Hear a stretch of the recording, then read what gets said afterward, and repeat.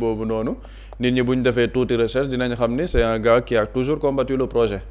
koo xamante ne musul gëm le projet de Pastef élection présidentielle bii ñu mujjee Amadou Ba la votel Amadou Ba la doon campagnal et aujourd'hui il est nommé DAGE au ministère des transports te DAGE xam nañ ni c'est un poste très stratégique dans tous les ministères ndax boo xoolee fonds Covid yeeg yi ñu ciy tudd yëpp même le dossier du Prodac à tout le temps ci ñan la ñuy remonter ci DAGE yi donc dans des postes aussi stratégiques on voit la logique bi nga xamante ni xëy na le président de la République mu ngi ci et ça ne nous surprendrait pas Tamsir Gueye boobu ñu toog tuuti ñu ne ñu mu ngi ci biir coalition Diomaye président donc y a des nominations yoo xamante ni ça interpelle par rapport au projet bi nga xamante ni le président keroog ci sortie mu ngi koy wax ne projet bi ñu jaay sénégalais moom la ñu nekk di dérouler yooyu ce projet nag je pense qu'il était contre le recyclage d'un système politique boo xamante ne sénégalais dañ ko yàgg xeex ce Tamsir Gueye il est aux antipodes du projet bi nga xamante ne moom la ñu jaay sénégalais mais malheureusement gis nañ cette nomination après au niveau.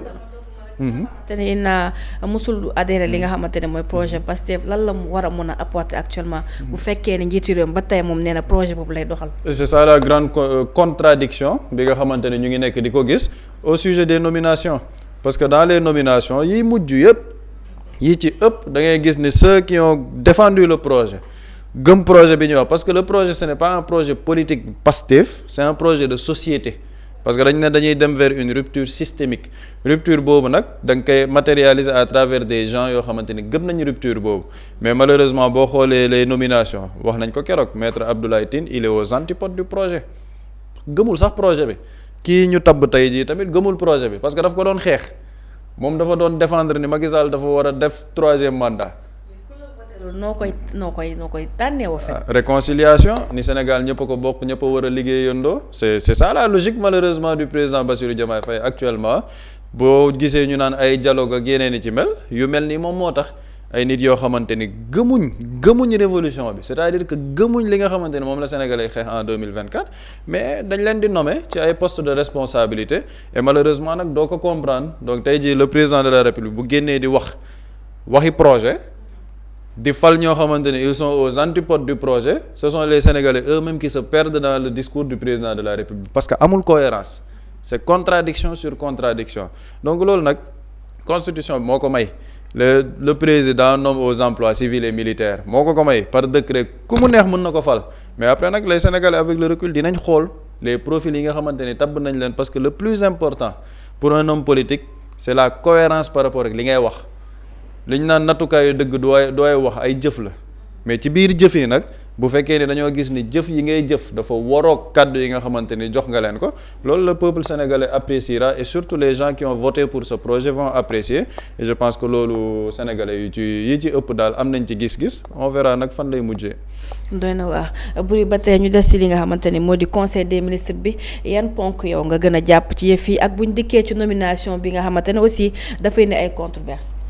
waaw man je pense que sur le plan des projets Pape Samba mënu mu wax lu raw li Pape Samba wax il a bien cadré le sujet mais fi nga daanelee rek laay jël ak fi Pape Samba daanelee muy le cas des nominations xam nga tey conseil des ministres li koy tënk mooy li état di liggéey ay projet ni ñu koy jëmmalee ak yan personne bañ na ko ba le président de la République bu dans sa communication da ngay gis xam nga lan mooy bëri ci ay kàddoom le président de la donne des instructions le président de la République demande le président de la République ordonne ñan lay jox ay ordre ay instructions c'est des décideurs soit des ministres yooyu noonu am nañ ay jëwriñ soit wala boog am nañ ay ndaw mën na nekk des directeurs mën na nekk ay DAGE mën na nekk ay chefs de service projet yooyu nag xam nga lan moo koy jëmmal lu ci njëkk du rek vision du rek li ñuy naal ci projet mais parfois valeur da ciy bokk muy jikko Pastef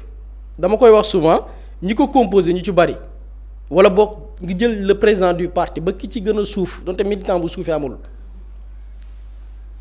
am nañu leen ëpp njàng nekk ci dëkk bi impôt et domaine bi président Bassirou Diomaye Faye nekkoon Sonko nekk fa am na ci ñoo xamante ni nii ci wàllu hiérarchie fonction ñoo leen ko ëppoon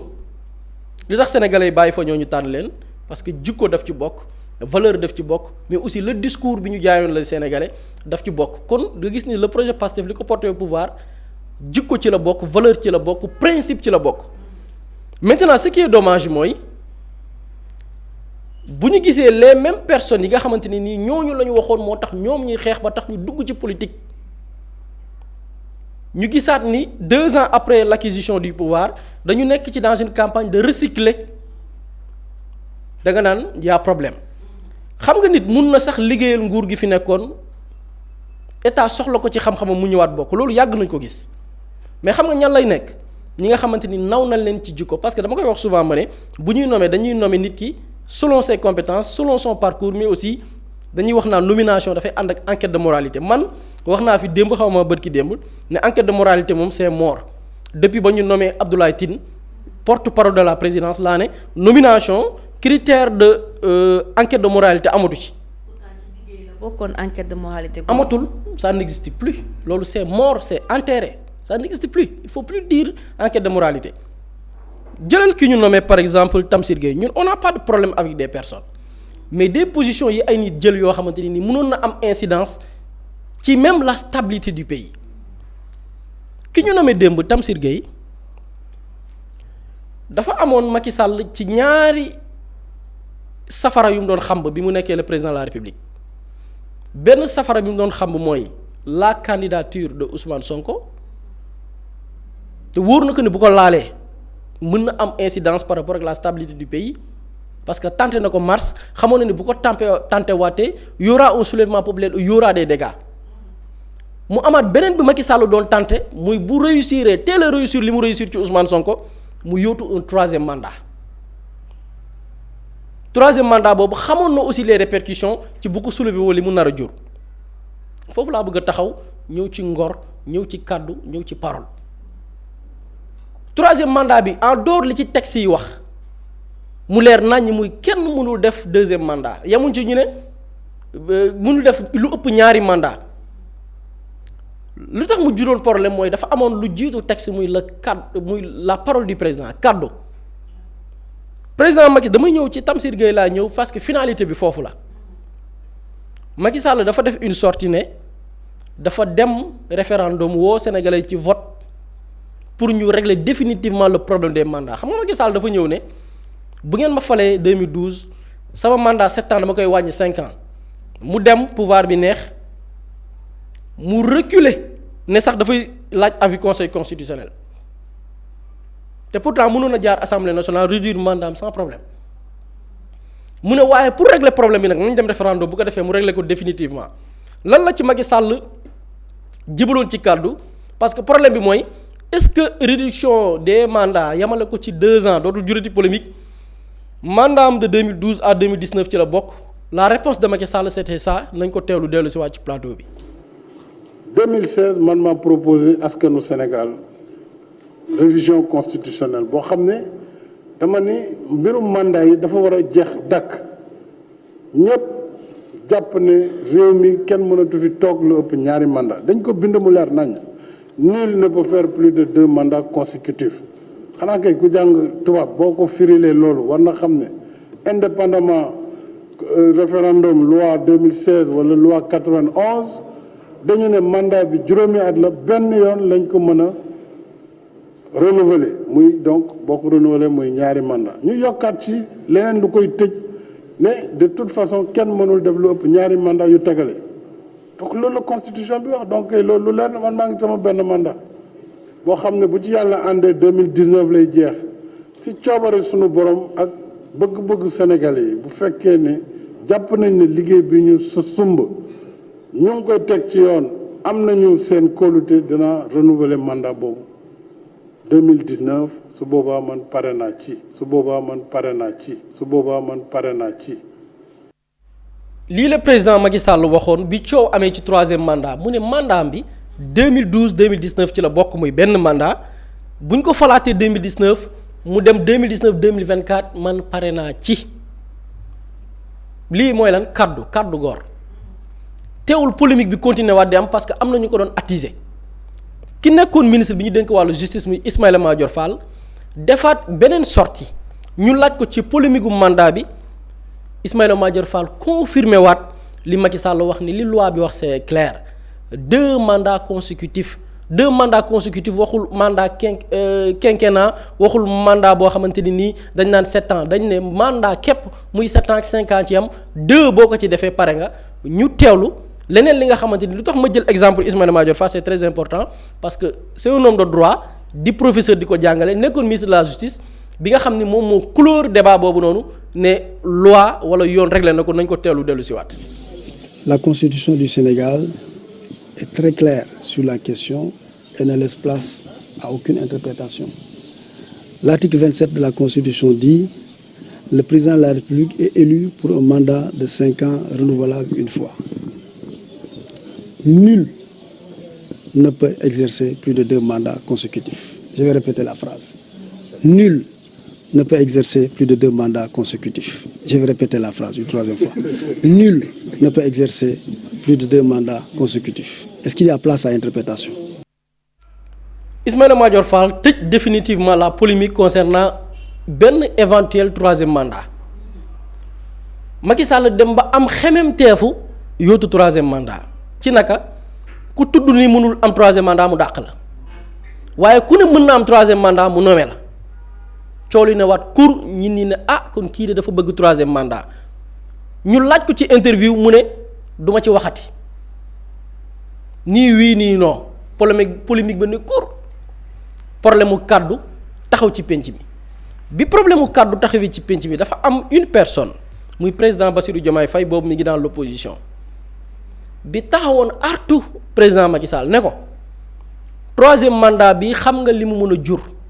ba ci biir discours am le président Diomaye di artu pas seulement le président Macky Sall ci conséquence su 3e mandat bés bu ko prononcé ak jëy yi mën a créer ci réew mi mais le président de la République tey Bassirou Diomaye Faye artuwaale mboolem acteur politique ak képp koo xam ni kilifa nga ci réew yow it nga jël say responsabilité par rapport ak li Macky Sall nar nañu teewlu président Bassirou Diomaye Faye par rapport ak cette polémique là. Macky Sall nous fait confiance en tant que sénégalais pour bés bu mu demee wax ne damaa bëggaat beneen mandat manifestation yi takkarnaase ba keroog muy wàcc ci fekk ne sax kenn du dem élection c'est pas pour rien comme wax ne su ma nee dinaa uti yeneen mandat manifestation yi commencé léegi nag ci manifestation yii tout le temps bu manifestation amee ñaari camp ñooy am. moo tax la responsabilité devant l'histoire du président Macky Sall et de tous les leaders d'opinion de ce pays-là que ñu nekk ay leaders politiques que ñu nekk ay chefs coutumiers que ñu nekk ay chefs religieux quelle que soit religion bu ñu bokk elle est immense ci perspective yi ñu nekk nii ñuy ruumandaat affaire 3e mandat te ku nekk nag na nga assumer sa responsabilité ba mu mot. président Bassirou Diomaye Faye di fàttali président de la République Macky Sall mu bañ a deltu ginnaaw ci promesse bi mu waxoon te loi tënk ko ci muy 3e mandat mu woo politiciens yi woo kilifa diine yi woo kilifa aada yi ne ku ci nekk nag da nga jël sa responsabilité artu ci lii bi président Diomaye waxee lii di wax lii mu am kenn ci acteur politique yi mu interpellé pour ñu jël seeni responsabilité les leaders politiques ñu koy woowee Tamsir Gueye bi président Diomaye nommé démb Tamsir Gueye moom dem ca télé ne gaa xam na ni moom du juriste am na ci ay notion mais du ci spécialiste du ci expert xamu ci tous maanaam mais Macky Sall dafa war a am 3e mandat nañu teewlu Tamsir Gueye bi président Diomaye nommé démb lan moo nekkoon sa position par rapport ak coowal 3e mandat boobu lee. Ça fait foi parce que je suis pas spécialiste moi je suis un gestionnaire donc droit bi am naa ci ay notion nii rek mais du man waaye jàpp naa ne président de la République juridiquement am na droit def deuxième mandat. 5 ans de 5 ans ou bien maintenant donc comme les gens le pensent donc si c'est le 3e mandat donc benn bi 7 ans la boobu bokkul donc par rapport à la nouvelle constitution donc c'est le 2e mandat de 5 ans lay briguer en 2024 donc 2029. Sunu décision mooy mu présenter wu 3e candidature te ñun dañ ko ci jàppale et on va gagner 2024. waaw. moom Tamsir Gueye ne Macky Sall mandat bi mu njëkk a def 2012 2019 boobu bokku ci loolu sax du mandat far sarax la premier mandat Macky Sall mi ngi tàmbali 2019 2024 te 2024 dafa war a nekkaat candidat Macky Sall dem baat ba 2029. peut-être sarax la bonus la woon rek kii la rek toog préparer yow jël say kii la say repère. Sénégalais fal la yeewu dem votel la. ñu ne mandat bi bokk ci waa ji lii la doon théoriser te nit ki Tamsir Gueye mi bi muy théoriser lii moom xamoon na ni 3e mandat li mu mun a jur ci réew mi le président Diomaye moo ko tontu ci beneen vidéo bu ma nee tontu waxut ak moom directement mais da doon junj coowal 3e mandat yéen jéeyee la mun indi ci dëkk bi. Tamsir Gueye faisait partie des personnes yi nga xam ni le débat du 3e mandat xamoon na ni bu ñu ko fi soulever mun naa taal dëkk bi pour moom ses propres intérêts mu ne Macky Sall dafa war a yóotu 3e mandat te bi mu koy def tegu ko ci yoon de parce que bi mu la tàmbalee ci kàddoom du ma spécialiste man ab administrateur simple la maanaam xaw ma dara ci wàllum droit waaye yow xamoo dara ci wàllum droit mais ànd nga ci ñu salfaañe yoon pour lu neex nit pour yow say propre intérêt ñu ne xëy na Macky Sall la gëm. li tax mooy tàmbalee ci kàddu gi jikko ak ñi ñuy tabb enquête de moralité bi ñu war a am ci nit ñooñu xam nga am lu ñu taxawoon ne Macky Sall dafa yóotu mën naa yóotu 3e mandat bi Macky Sall demee ne Amadou Ba mooy suñu candidat ces mêmes personnes yi nekkoon APR wala Benno Bokk Yaakaar xam nga lan la ñu wax ñun Macky Sall moo nekkoon suñu candidat ci loolu la ñuy des mën naa ci jël benn exemple Mame Mbaye Niang dafa noonu Macky Sall mooy candidat am bi mu tànnee Amadou Ba àndu ci. soutenirul Amadou Ba toog jàpp njàmburam amoon na yeneen membre APR yoo xam ne bi Macky Sall tànnee Amadou Ba àndu ci dañu toog parce que seen discours lan la woon Macky Sall ou rien xam nga ñooñu même bu dee 3e mandat boobu lañ ko doon yóotu sax du dëgg du ci wàllum yoon teguñu ko fenn mais au moins ñoom constant nañ ci seen tappale ki ne woon nag moom Macky Sall candidat la 2024 bi Macky Sall nekkulee candidat la def. mu dawaat wutaat beneen candidat muy Amadou Ba moom ngeen di gis ci image bi il a soutenu la candidature de Amadou Ba pourtant Macky Sall la njëkkoon c'est-à-dire que c'est des gens yoo xam ni ci constance principe ak li nga xamante ni mooy kàddu du ay nit ñoo xamante ni mën nga leen jël comme référence bu ñuy jël ci wàllu politique et ce qui est dommage mooy la même personne moment bii waa Pastef fii di campagne pour Diomaye toog ci boppi réew mi. nekk ci naaj bi nekk ci weeru koor ñii di wër ay parrainage ñii xëy fajar ñii quitté seeni dëkk ak dëkk daw des kilomètres pour voter ji keroog dama gis ku dugal benn vidéo boo xam ni immigré yi ci am na ñoo xam ni ci seddaay bi lañ doon rang seddaay goo xam ne nit mun na ci jógee sax jëlee fa feebar di rang pour voter moment boobu noonu même personne bi mi ngi woon di campagne à travers des illustrations mi ngi wër avec son affiche di soutenir accueil du président Amadou Ba 5e président à Kaolack moom Tamsir Gueye ngi nii démb kii la président Diomaye nommé c'est-à-dire que nomination les gens ne parlent pas de personne parce que nit ki yaakaar naa ñu ci bari sax xamuñu ko donc mbir mi du mbiru personne mais mbiru jikko la mbiru constance la mbiru dëggu la mbiru ñàkk gis nga transhumance baaxul ci dëkk la même personne par exemple forcément bu nekkul sax membre coalition Diomaye président c'est-à-dire que dafa am benn mbir moo xam ne sénégalais dafa bokkoon ci li ñu doon xeex en 2024 et dañ ko doon xeex jamonoy nguuru Macky Sall mooy ànd ak nguur ba nguur ga daanu nga toog jàpp sa mor sa njàmbur di xaar beneen nguur taxawaat nga buruxluwaat duggaat lii dafa bokkoon ci li sénégalais doon xeex entre 2012 et 2024 bi sénégalais di voté 2024 bañ na ko ba dañu yaakaaroon ni loolu gasi jeex na dootul amati ci réew mi ñu gis ni malheureusement la transhumance mi ngi delloo si waat ndànk-ndànk te man de dama jàpp ni lii ndorteel kese la mais d'autres dinañ transhumé waat des gens yoo xam ni ci kàddu nit ñi nawuñu leen ci constance c'est des gens yoo xamante ni qui ne sont pas constants du tout ci parole c'est des gens yoo xamante ni dañu jël politique di xool fa mu gën a jekkee chaque fois ñu dem rallier wu foofu maintenant nag dama ko waxoon keroog ak lii ban message la ñuy lancer la jeunesse ban message la ñuy lancer ndaw ñi xale yi ci jikko li nit doon défendre démb tey nga ñëw génnaat ci ba set wecc loolu ban message la et ñu koy véhiculer du ñu n'importe qui man par exemple peut-être mën naa am attitude boo xamante ni amoo benn impact ci kenn parce que je représente rien du tout mais koo xam ne dañ la dénk tabb la ci ndombal tànk ngay incarner état wala nekk ci bànqaasu état pour man ñooñu ñoo ëppi responsabilité par rapport ak doxalin mais aussi par rapport ak jikko parce que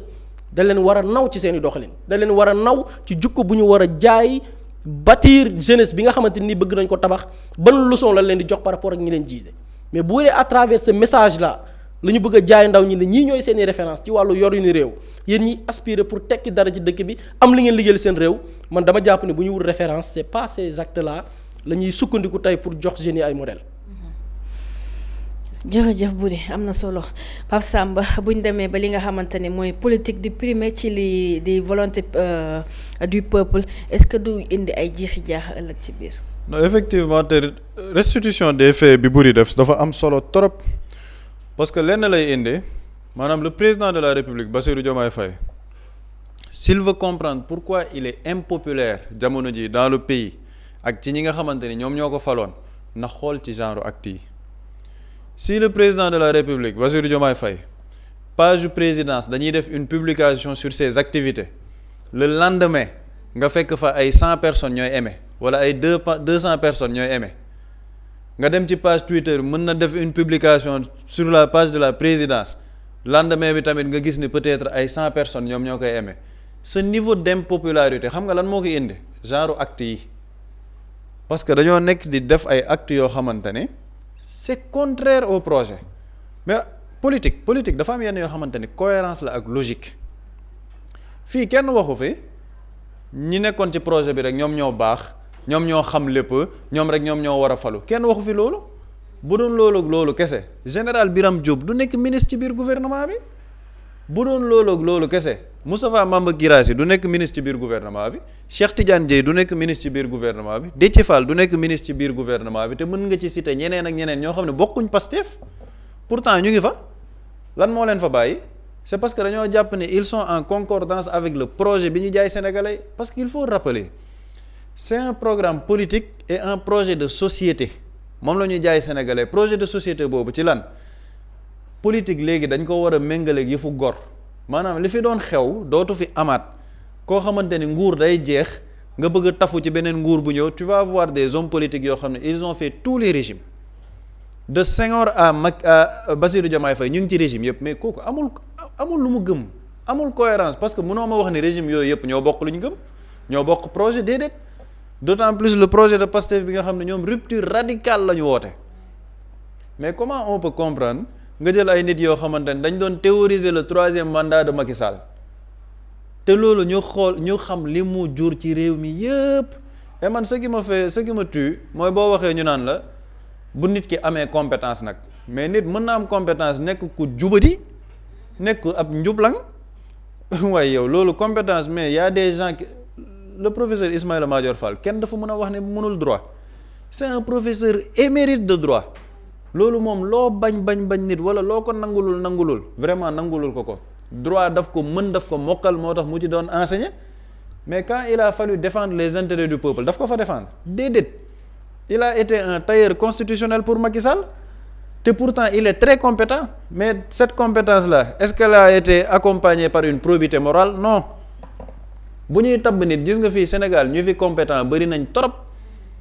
Ousmane Sonko am na ñu ko gën a compétent fukki junni yoon ci biir réew mi mais lan moo tax nit ñi topp ko parce qu'il y a une probité morale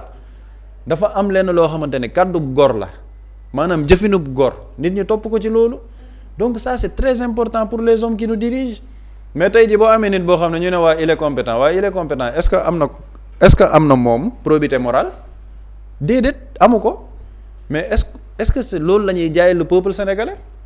ni nit mën na théoriser lu ko neex jël bépp décision ay nit dee ci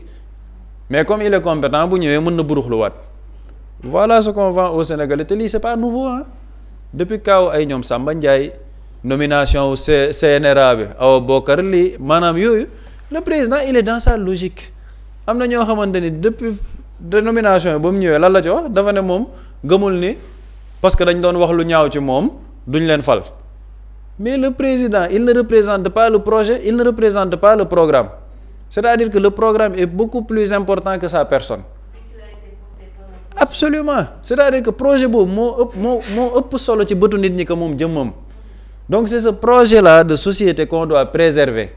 mais bu fekkee moo tax man am na benn opposant bu may gis fan yi ànduma ak moom gëwuma ko muy Omar Sow mais man keroog damay toog di waxtaan ak paa bi ma ne ko mais bu ñu demee ba Sénégal Omar Sow est l'opposant le plus logique crédible ci biir opposition bi nit ñi war nañu xoolaat seen bopp. parce que moom fan yii yëpp lan la dafa ne Pastef la ñu fal ñoom ñoo war a gouverner ñun nañu am ngoru opposé wu transhumants yi nañ bàyyi li ñuy def parce que loolu du dignité mais si c'est Omar Sow qui donne la leçon aux gens mais franchement le Sénégal est mal barré le Sénégal est mal barré mais loolu yëpp pour wax ni gis nga lii yëpp xam nga pour faire simple lii yëpp lan moo ko indi ay calcul politique le président keroog maa ngi koy wax il souffre de son impopularité xam na ni politiquement amul base donc fu ñu mën a dem coloniatu dinañ fa jéem a coloniatu projet en fait le projet n'importe plus nañu dem xool ay nit yoo xamante ne mën nañ ma utal base maa ngi dem ci ay élections locales maa ngi dem fenn peut-être y a le spectre d'une dissolution de l'Assemblée nationale naa dem xooli ji ay nit moo tax nit ñi nañ dellu ci discours du président keroog le président en 2024 il était très radical en 2026 dafa ne pale wu ñëpp la xam nga ñu ngi wax gars yi ñu peut-être mu ngi ci ay rumeur ba léegi ñu ngi naan peut-être recevoir na Amadou Ba recevoir na Abdoulaye Daouda Diallo xam nga c'est à l'étape des rumeurs le président dafa ne kuy ñëw palais amul làqatu sax parce que moom mooy le président de la République bu ñëpp. moom Amadou Ba la démenti. waaw ne war na mën a dajeek ñëpp. parce que moom mooy président réew mi yëpp ba ñu waxee ci presse bi mu ne presse bi sax moom pare na pour recevoir na peut-être on est parti sur un mauvais pied mais moom mooy président wu ñëpp. le discours il a changé. moo tax ma ne la bu ñu demee ba politique di primer ci li nga xamante ni moo di la volonté du peuple ça devient problème. mais c'est un énorme problème te loolu nag gis nga ñi nekk cellule communication président ñi wër président maanaam le fait que président di dem tournée économique ñaata tournée économique le président def dem na Casamance dem na Kolda dem na Tambacounda dem na Kédougou dem na Ziguinchor boobu ay nit duñ ko topp. Ousmane Sonko xam nga moom dañoo jàpp ne moom moo am la légitimité politique et populaire de ce pays la première tournée économique du président de la République à Ziguinchor Ousmane Sonko ci la def mooy xibaaru bi ak Marie-Rose Faye wax ne président gan la buy ñëw ci seen benn zone wala seen benn localité da ngeen ko war a recevoir parce que président da ngeen ko war a jox jëmm jooju mais loolu noonu loolu ba mu amee mais c'est-à-dire que le président de la République ba Ousmane Sonko waxee loolu est-ce que tax na ay nit génn ne dañoo teeru le président Bassirou Diomaye Faye amul président dafa cortège am dafa romb nga gis gars yi teg seen caayin loolu lan moo ko indi c'est parce que nit ñi ñoo gisatul seen bopp ci ay doxalinam looloo tax le président de la République maa ngi gis ci plateau yu bëri ay gars yi naan waaw lan moo tax nit ñi duñu wax ci président de la République ci wax gouvernement bi kese la ñuy wax waaw bu jëful li nit ñi bëgg nit ñi tamit ñoo moom seen bopp keroog maa ngi koy wax mbëggeel kenn du ko forcer on ne peut pas obliger le peuple à aimer son président le président il est élu il n'est pas nommé il est élu sur une base souveraine nit ñi ne programme bi projet bi moom nga ñu tegal dañoo bëgg nga matérialiser projet boobu waaw président bu ñu gisee ci doxalin projet boobu dañ ko teggi di doxal leneen nekk dans le recyclage d'un système politique bi nit ñi bëggul woon parce que mais le DAGE là c'est la parfaite illustration de li nit ñi bañ ci politique maanaam mën a cuubu pour des intérêts politiques yow fu nekk mën nga fa taq léegi yow kooku boo ko falee mais nit ñi la faloon pour une rupture systémique mais dañuy toog ne président bi nekkul ñun ci li ñu bëgg nekkul ci ñun li nga xamante ne loolu lañ ko falee woon waaye léegi comme demee na noonu waxi président ak ay mbiram ak yooyu duñ ci wax dañ ciy maanu waaye loolu nag peuple bi ñoom ñoo ko moomal seen bopp parce qu'on est en train de désacraliser la politique dañoo nekk di en fait décourager nit ñi ci politique te loolu nag baaxul maanaam waruñ nekk fii naan dañuy décourager nit ñi ci mbirum politique moo tax ma ne man jàpp naa ne ci loolu noonu yëpp li nekk di xew nii mbirum désacralisation wu politique la mbirum maanaam président de la République vraiment ñu ngi ci ay calcul politique te lii jaru ko démb maa ngi koy wax gis nga légitimité politique rootee fu nekk du looloo la koy may maanaam puissance populaire du loolu bu doon loolu ak loolu Amadou Ba mooy gagné élection yi en 2024 parce que rootee nañ fu nekk ba génn ne am nañ plus de 3 millions de parrains daa tax Amadou Ba faluwul bu doon question coalition wala rootee fu nekk Barthélémy Dias taxaw na fii élection législative yi ne waa léegi bu fekkee ni ñoom sax représenté wuñ dara waa léegi Pastef nan la ñuy def ba gagné Abdoulaye Wade moom APR Amadou Ba coalition boobu noonu yëpp Pastef fan lay jaar ba gagné leen dañoo gagné wuñ tous gars yi dañoo dem am seen 130 députés donc gis nga ces calculs politiques là du loolu moom mooy tax nit gagné léegi politique gu Sénégal lenn la da ngay def un discours boo xamante ni day correspondre avec les attentes du peuple nga jëmmal ko nag discours boobu nga jëmmal ko dans les actes mais mënooñu la fal ci benn projet nga tegg nitu projet yooyu ñëw teg ay nit yoo xam ne dañ doon xeex projet boobu après ñi la faloon ci projet boobu nga ne leen kaay leen ngeen wax li may def duñ ko def du c'est-à-dire que information bi sax duñ jël mais ñun on souffre de ça keroog le discours du président de la République mais ñun les gens ont peur pour leur chaîne parce que nit ñi dañuy ñëw yàq algorithme bi ndax ay carton rouge mais on est obligé de le faire parce que c'est le service public de l'information buri day def communiqué conseil des ministres am ñu nekk ci biir chat bi ne tëbal discours président ñun loolu ça ne nous intéresse pas waxal ci premier ministre kese mais loolu ça ne sort pas du néant am na lu tax nit ñi di xalaatee noonu am na lu tax nit ñi ne ñun président bul ñu waxati ci moom c'est parce que ay jëf la président 2024 ñiy wax tey jii en 2026 bul ñu waxati ci moom ñoom ñoo ko doon défendre en 2024. les mercredis de Diomaye. di xaar les mercredis de Diomaye. tey le président lan la décidé bu demee voyage Turquie wala feneen ñu partager ay photos ne xoolal président bi xoolal doxalin bi xoolal lunettes yi défendre ko mais tey jii ce sont les mêmes personnes dooy jinne nit yooyu ñoo ñëwaat toog ne bul ñu wax ci président Diomaye mais entre-temps qu'est-ce qui s'est passé un recyclage du système politique une coalition boo xamante ne c'est une coalition pour recycler le système politique ancien ay nit yoo xamante ne dañuy toog plateau di weddi seen bopp ñoom ci seen bopp sax déggoowuñ après dinañ ci ñëw parce que kenn day génn wax lii keneen ki génn wax lële ñoom ci seen bopp xamuñ fu ñuy taxaw mais lii nag sénégalais loolu lañ gis ne vraiment ñun nag wax dëgg neex yàlla ay mbirum président Diomaye dañ ciy maandu dootuñ ci waxati et ça va continuer de plus belle gis nga nomination yi am na kii xawma Malick Thiandoum bu doon reporter ay làmb ak yooyu moo ceux qui sont cardiaques abstenez-vous xawma la politique bii tamit ceux qui sont cardiaques nañ dem jëli suukar di màcc